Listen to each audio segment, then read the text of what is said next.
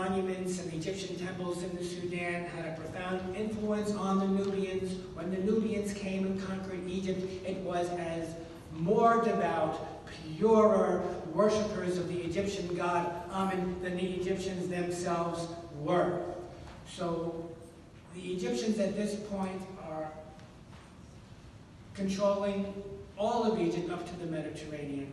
At the same time, they're a superpower. There was another superpower in Iraq, the Assyrians, and both empires were expanding, and they come to a head in the Middle East.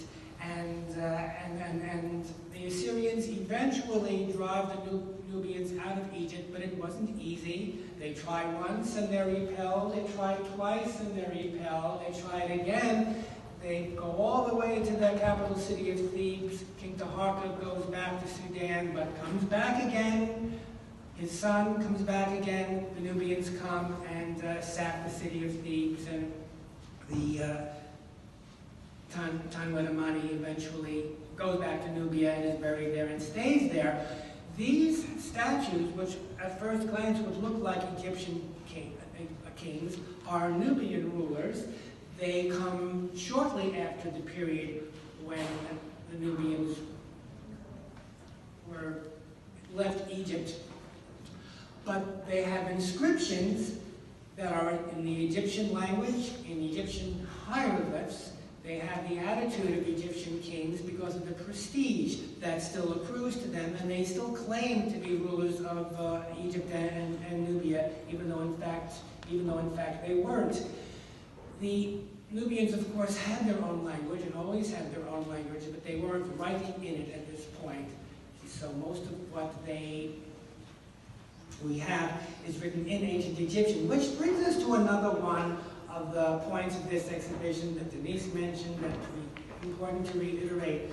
For so much of history, we don't have the Nubians talking in their own voice. We have only reports from their enemies, from the ancient Egyptians, and so this is a very biased account of them.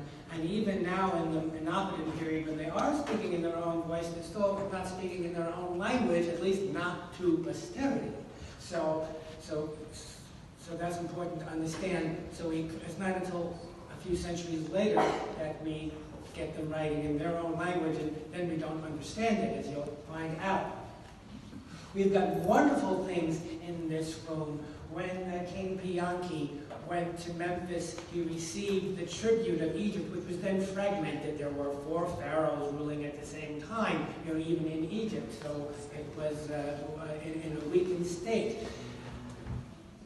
Many of the most remarkable things here are on the perimeter of the galleries. If you look, turn around in the far corner there, I urge you later to go and see the amulets and the jewelry that was found in the tombs of the queens of Pianki and other Nubian rulers. Some of these would have been made in Egypt, others were made in ancient Nubia.